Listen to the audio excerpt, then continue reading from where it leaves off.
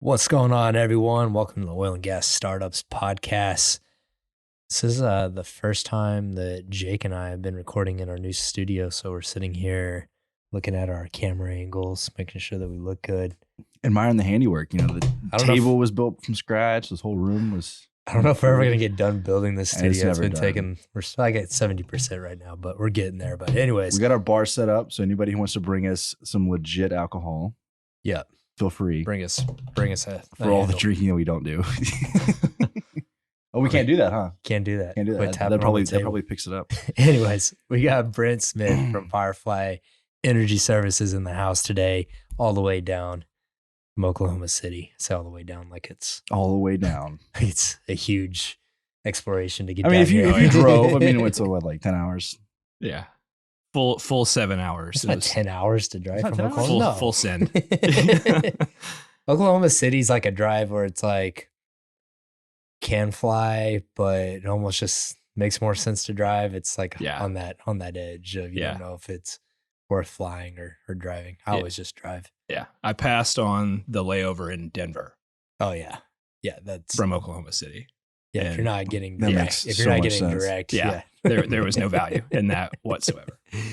So man, give me the high level overview about what Firefly is. Keep it short and sweet. We'll dive into the details later, but just give me kind of quick overview on what you guys do. Yeah, sounds good. Thanks for having me, first of all. Well, we are a energy services company. We've developed a co-locational underground storage system for natural gas and liquids. Okay. So what does that mean? Very high level, right? Jake coming in with the banker questions here. Yeah. Okay, what does that mean? All right, tell Jake what that means. All right. So the original concept was envisioned for power generation, co-located to a power generation facility. It's underground. It's in pipe. Our patent is for gases and liquids. It's originally conceptualized for peak shaving. And that was kind of the original purpose, and to give some supply and demand buffer to the operator. Basically, kind of where we've come with that since that original concept has been kind of interesting. It's kind of, we refer to it kind of as a Swiss Army knife. You know, almost anything that you'd want to store for any purpose co-located to a facility, that's the problem that it solves. And then kind of branching out from that, you know, the winter storm of last year changed what a lot of those conversations started sounding like. Yeah. It went from peak shaving and some level of interest around that and, you know, financial advantages to now we're talking about base load. We're talking about vulnerability of the grid. Yeah. We're talking about reliability. And so we're very much kind of fast forward inserted into those conversations, and we didn't necessarily expect that or anticipate that.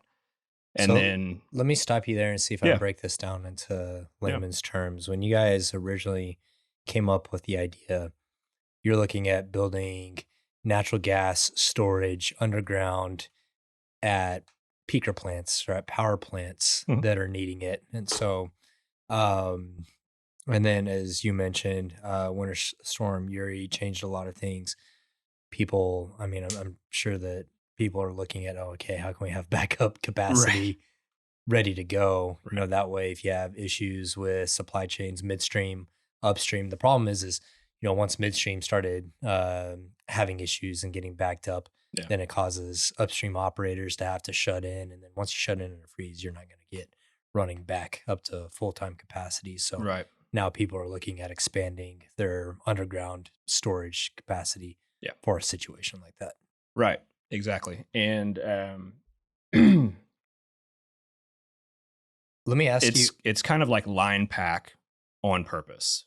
Yeah. But within your facility footprint, operator control and ownership, and without the complexity and headache of, it's basically full operator control by doing it on purpose and doing it within your own compact footprint.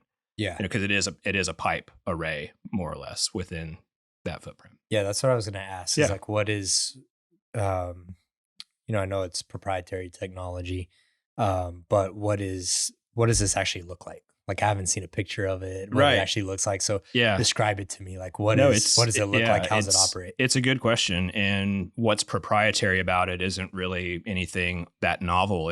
Our patent is a utility patent, not a design patent. So it's not about the components or the secret sauce or anything like that. It's what I call it is a first of its kind utilization of existing and proven technology and components. It's pipe, it's valve, control logic, things that already kind of exist. So just the utilization of that. So it's steel pipe underground, sort of in like a serpentine pattern.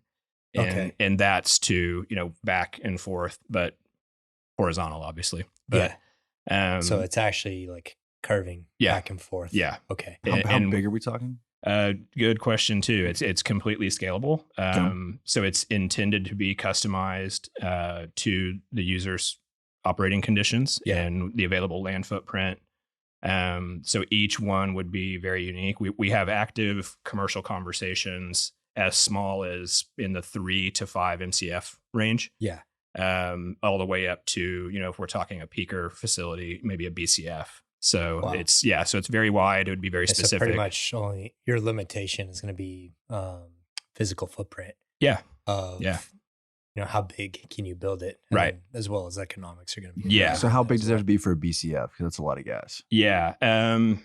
We have some conversations happening. We've done a lot of work. Bechtel Corporation has been involved with us since the early stages and been a support in the engineering and design element of it. They created our schematic for us. So just kind of the high level from the beginning. A goal from the start has been to reduce the radius. And that's all a function of trying to reduce the footprint. You don't want to make it bigger than it has to be. Yeah. So that it's been a little bit of a moving target. I don't want to be dodgy on that, but a BCF, it would be pretty big. You need, I would guess 150 acres. I could be off on that, but yeah, that's a little bit of a swag. And that's still all underground? Yeah. So, okay. Wow. I got a lot of questions in terms of applications. But what's your background? How did you guys come up with this solution? Tell us about you personally.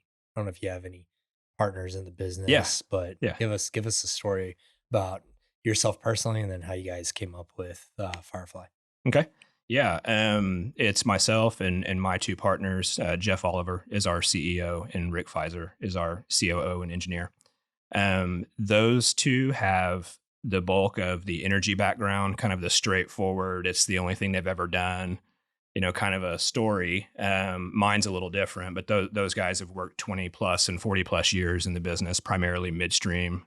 Rick has some experience in the utility space as well. So there's a lot of crossover there. I worked in banking for a long time, financial services. You're the finance bro on the team. Yeah, that's a collective effort right now. For three guys starting and trying to build this thing up. But I have some HR background and worked in the healthcare field, like for a recruiting firm. Yeah.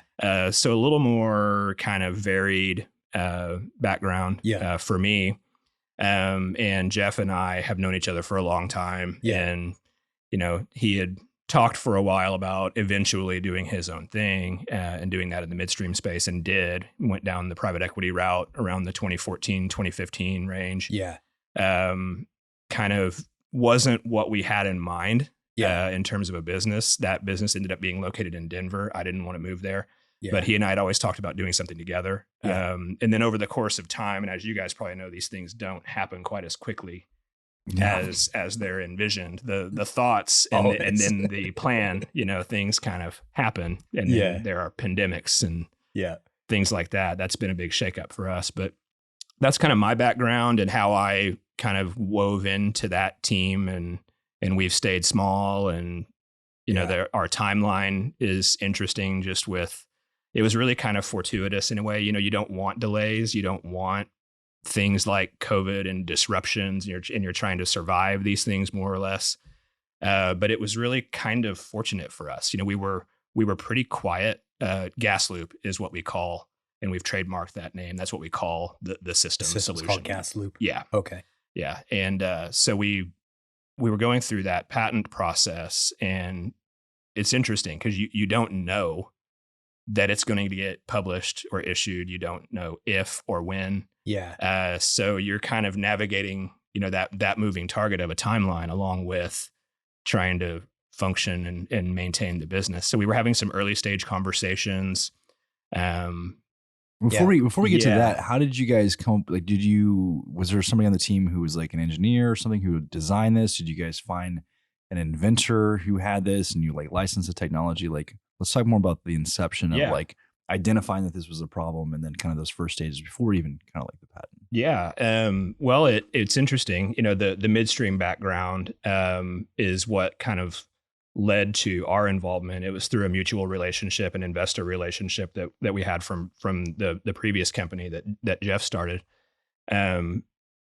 We maintained contact with him and he called, and it was one of those somebody ought to do this kind of a thing, right? And it was someone he had a conversation with and mentioned doing it in pipe, but didn't know what to do with it, or it was just kind of an idea.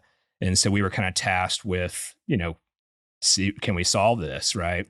And that original kind of use case or, kind of conceptualization of it was for South Florida. You have one transmission line, geographically kind of, you're supply constrained just by nature with the makeup of the state.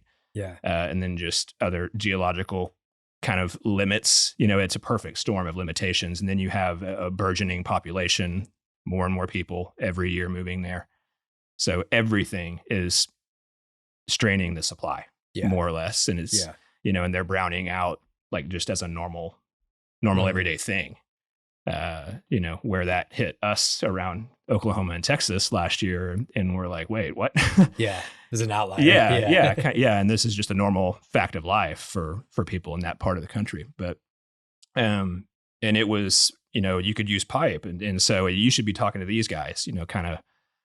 And so we started down a path with it, and it was so simple conceptually. We get that a lot. It's, you're having conversations. They're like, why didn't somebody do this already? And we're like, yeah, man, it doesn't seem. Yeah. I mean, I don't want to downplay it, but I mean, Right. It seems like it's kind of what we would call in the oil field is dummy iron.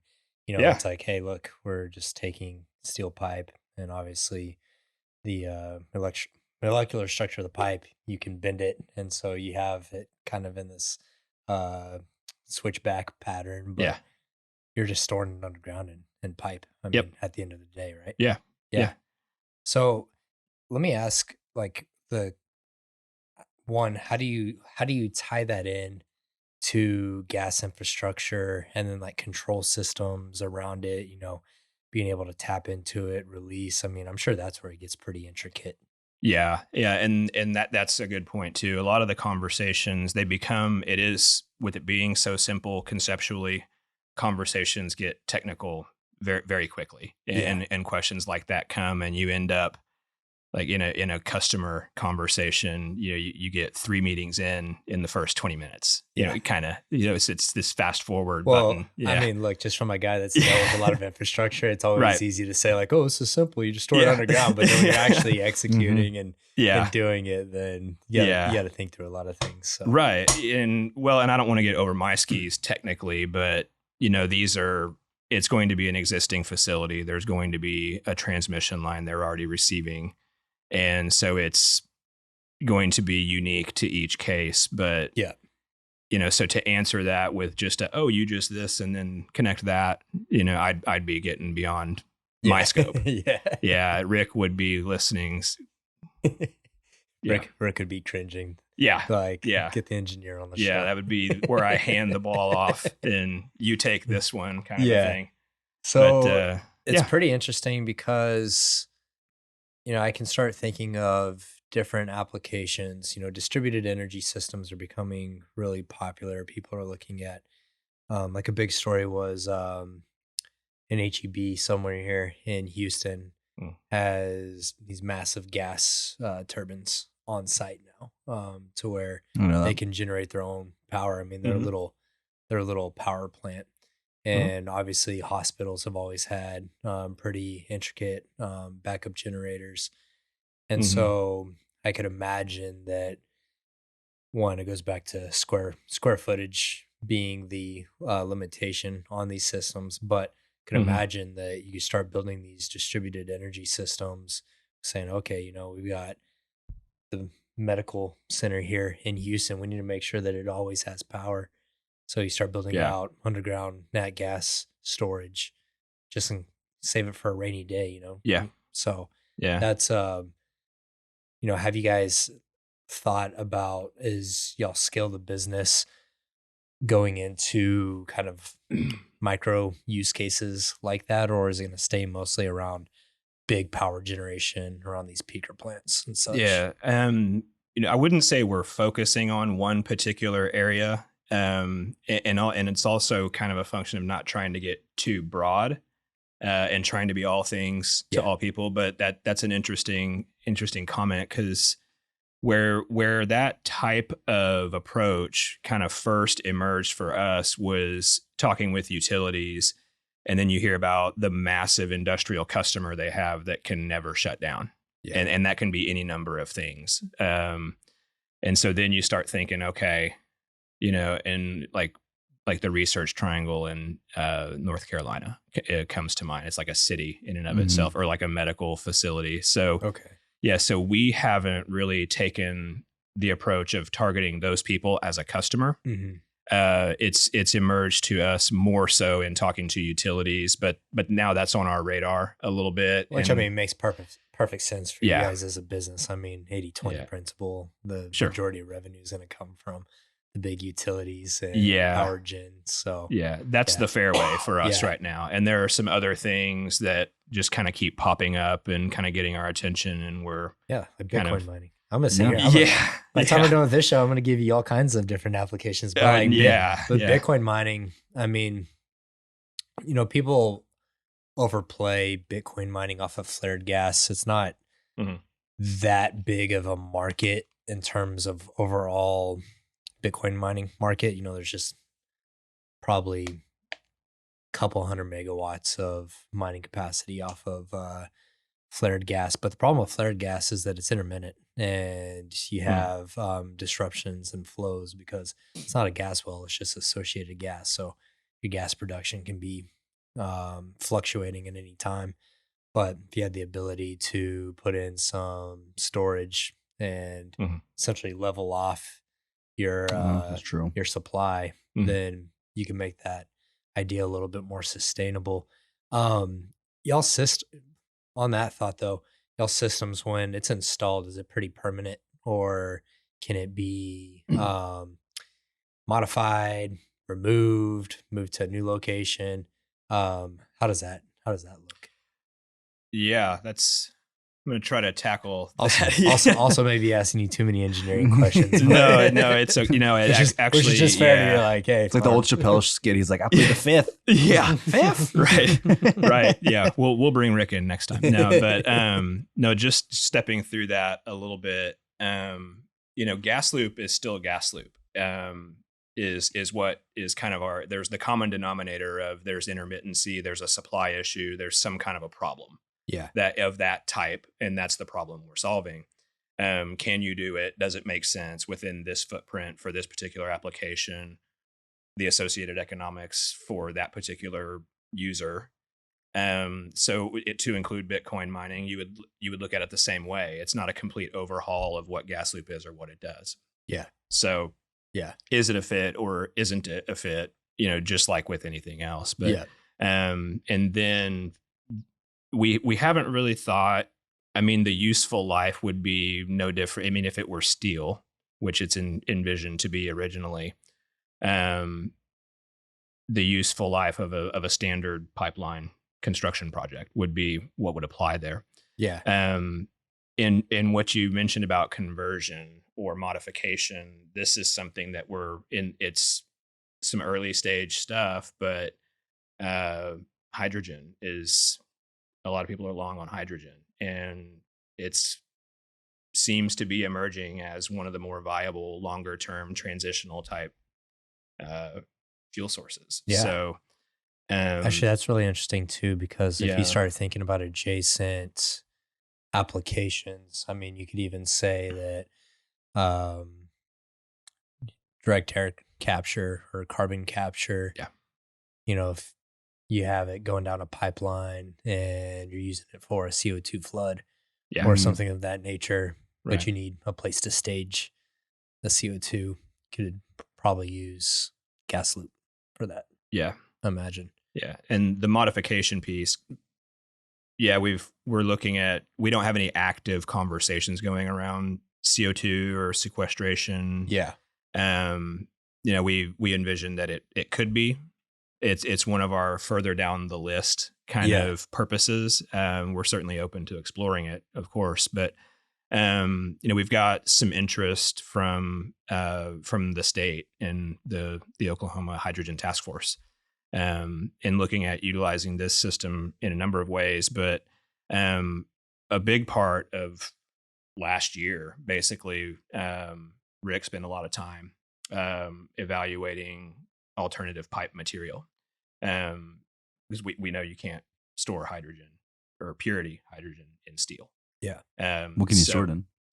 That's the secret sauce. Okay. Yeah. Nobody knows. Yeah. So, well, there are, and this has been kind of a collaborative kind of effort with Bechtel. They know we're Okay. looking, we know they're looking, and we've come across maybe a dozen globally suppliers or inventors Mhm. of this alternative pipe, and the differences in them. And some of them were originally sort of conceptualized to repurpose municipal pipelines. Yeah, that's what I was going to say. I mean, Yeah. there's a lot of smart people working Yeah. in pipeline and midstream space Right. that are, either looking at retrofitting pipelines Yeah. to transport hydrogen. So there's a lot of brain power Yeah. going into that. But Yeah. I don't see that being a huge bottleneck for Right. hydrogen transportation Yeah. and storage, because Yeah. I'm pretty good at figuring out shit like that. When it comes to Yeah. material sciences, Yeah. we can figure it out. Yeah. And we see the most likely scenario for any type of modification. It would be originally installing it for natural gas, Yeah. for a power generator. And then the long look, or at least contemplating it now, would be to convert the system by lining it for hydrogen in the future. Not that you have to, but you have the option available. Yeah. And then we're not, because they're going to look at that now as why would I put this in the ground and then have to tear it out and then put something else, and Yeah. because it's not cheap.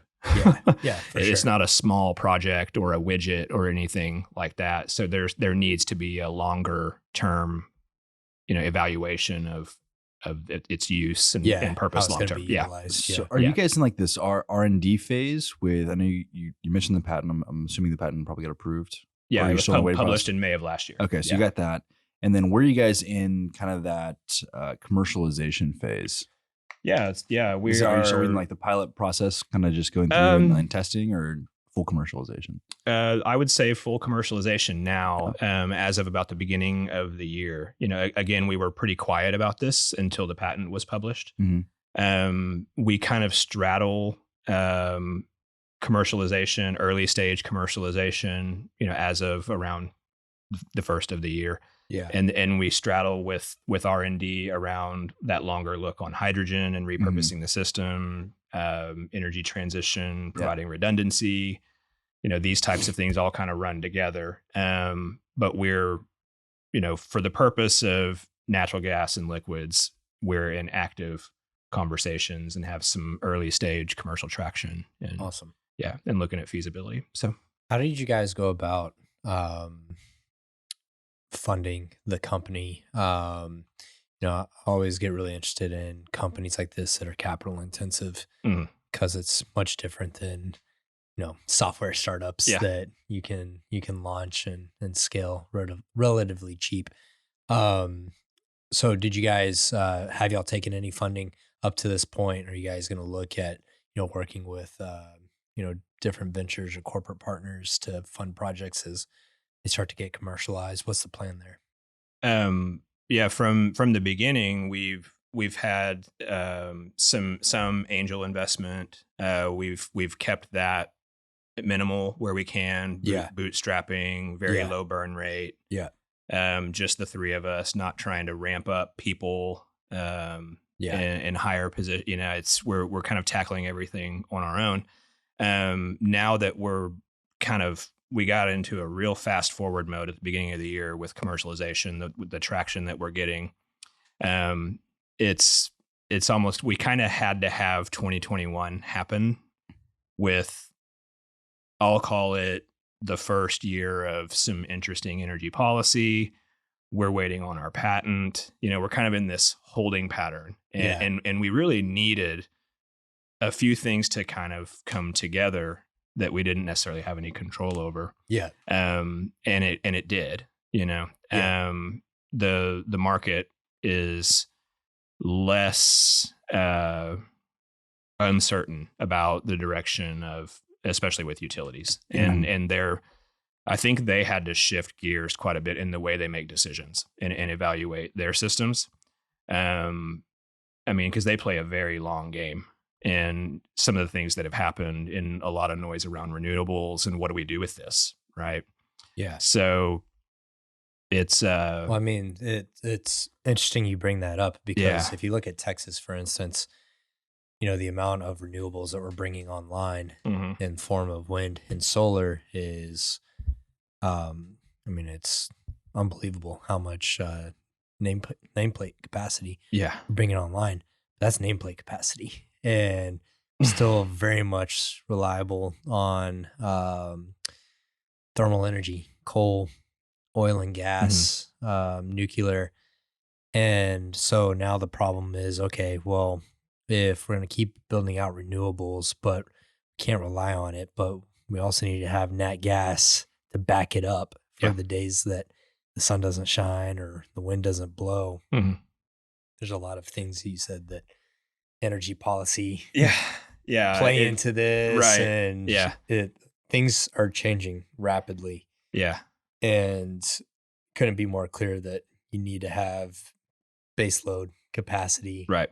And need to have storage and the ability to draw on energy when you need it in real time. Right. But stepping back just a little bit, I took us down a little bit of a path there. The early stage commercialization has changed our conversations and our approach with investment. That's opened that up, obviously. And now we're kind of going down a few different paths. State level, the interest around hydrogen will create, some potential grant opportunities and participating in that. That's the longer look. And then like active commercialization around natural gas and liquids is, kind of that's the model. So, but with, redundancy is kind of the new, I won't call it a buzzword. There were some buzzwords that kind of came and went in the last year. That one's going to stick. I think energy security is another one. But we fit into, if there is to be an energy transition, something would have to provide that redundancy factor, and that we see that as where we would fit. It's going to be the thing that facilitates the transition to occur versus flipping the switch. With so many different applications for commercialization, like we talked about, like obviously these huge commercial applications, potentially maybe smaller micro applications like Colin talked about. Like, what's the vision? Like, what's the vision maybe 5 years out? Like, what kind of company do you guys want to be?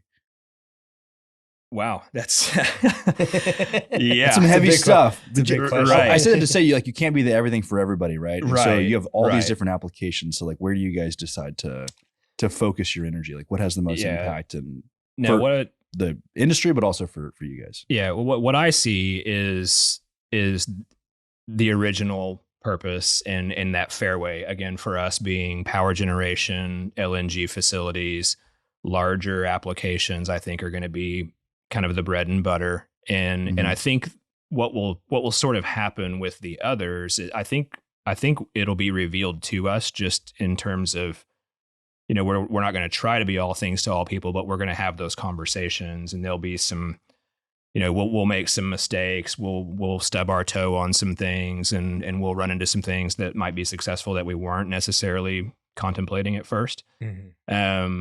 So, stay on the path, stay in our lane, but don't be closed-minded to those things. Be open-minded. And just have conversations. And I think those things will emerge, and we have the bandwidth to do that, because GasLoop is GasLoop, and we'll end up on a path talking about intermittency or supply strain, or we won't.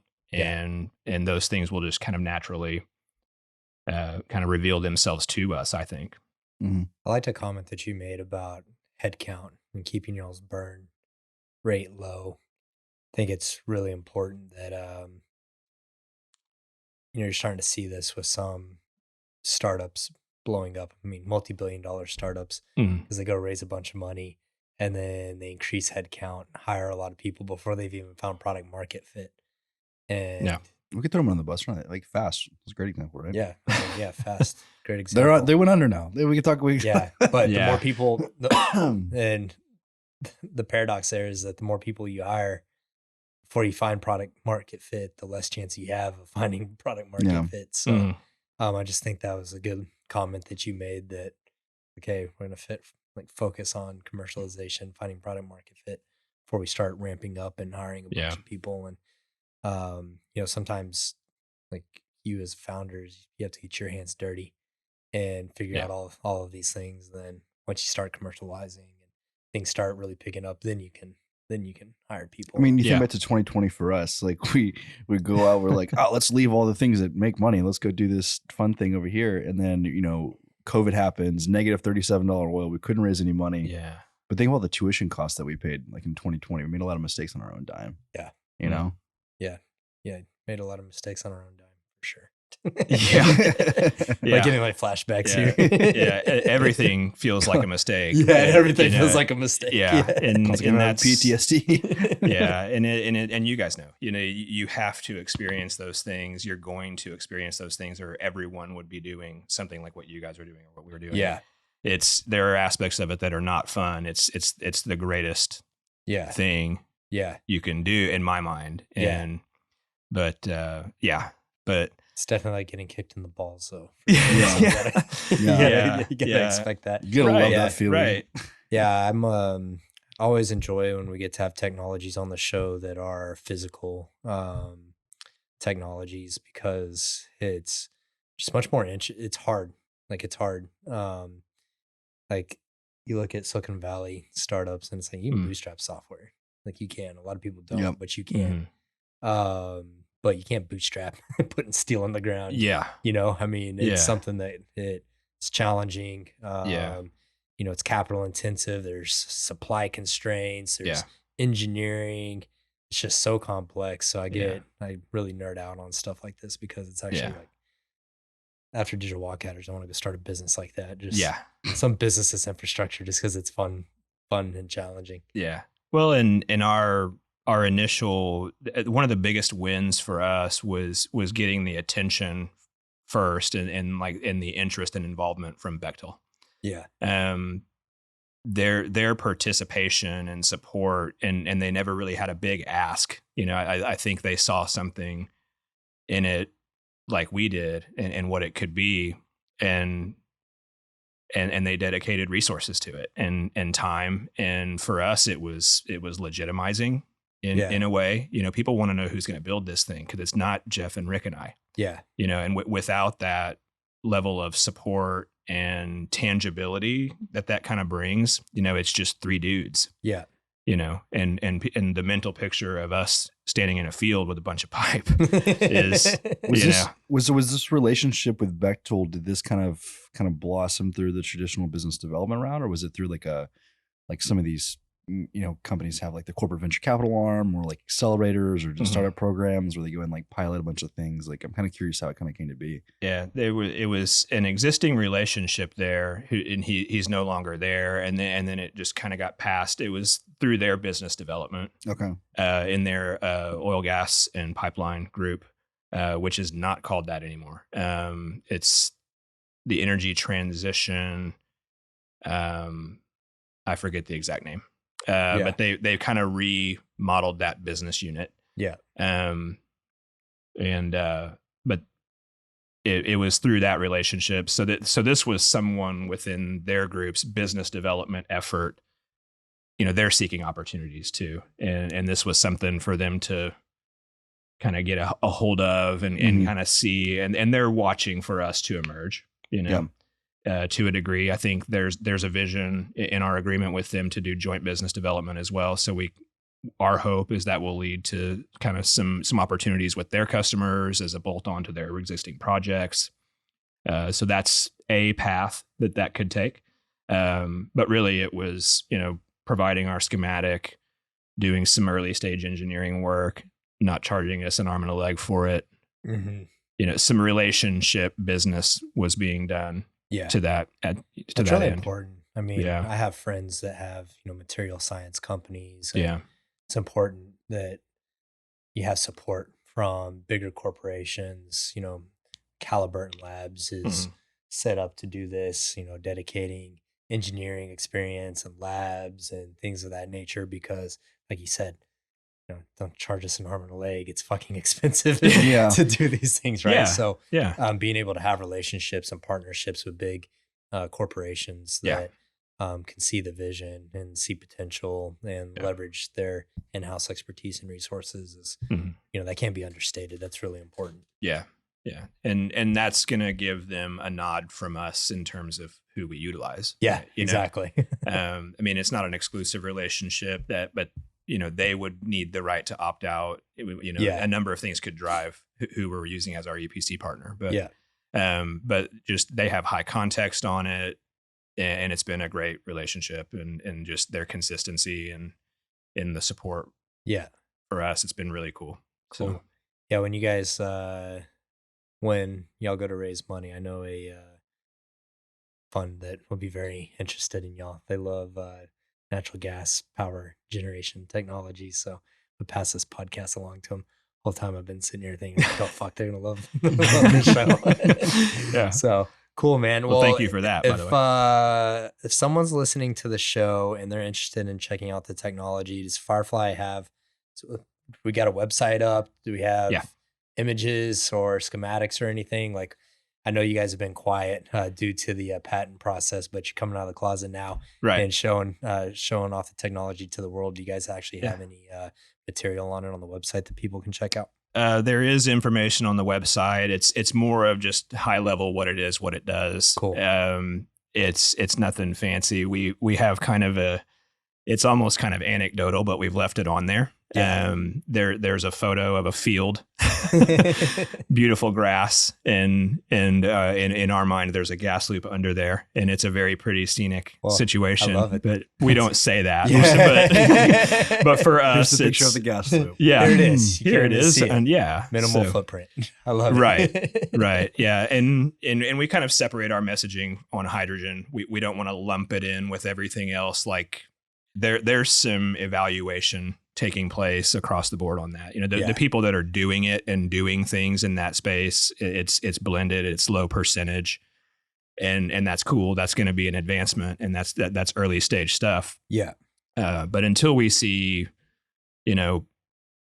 utility scale materials, then we don't have utility scale materials, and so that's something we're looking closely at, and it's exciting to see what's out there with that and the possibilities that brings. And so it's cool. But we've got some information out on LinkedIn website. Cool. Yeah. People can find you on LinkedIn. That's how we connected. Yeah.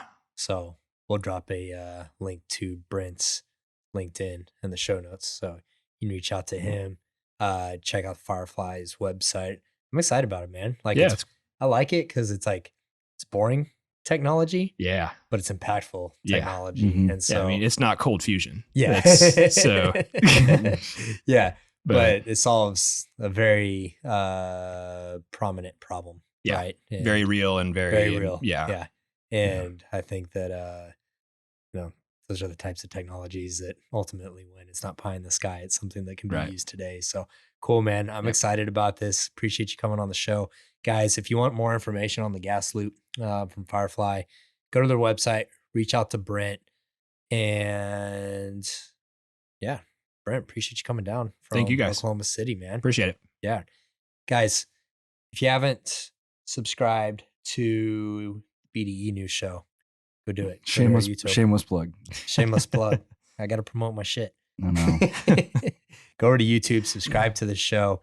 You can also catch it on LinkedIn. LinkedIn's lame. We don't like LinkedIn, but it's over there. You know what's surprising? What's that? People who have been listening to the show for like 3 years, I've had like 3 conversations this week, don't know this is on video. So if you want to look at us, you can go to YouTube.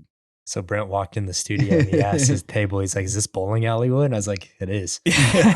So you can watch the video and appreciate our slab of bowling alley wood. The studio's under construction. We got some really cool things popping in the studio, but we're like 80% there. We're getting there. Almost there. So anyways, guys, catch you on the next show. Have a good one. Thanks, Brent. Thank you.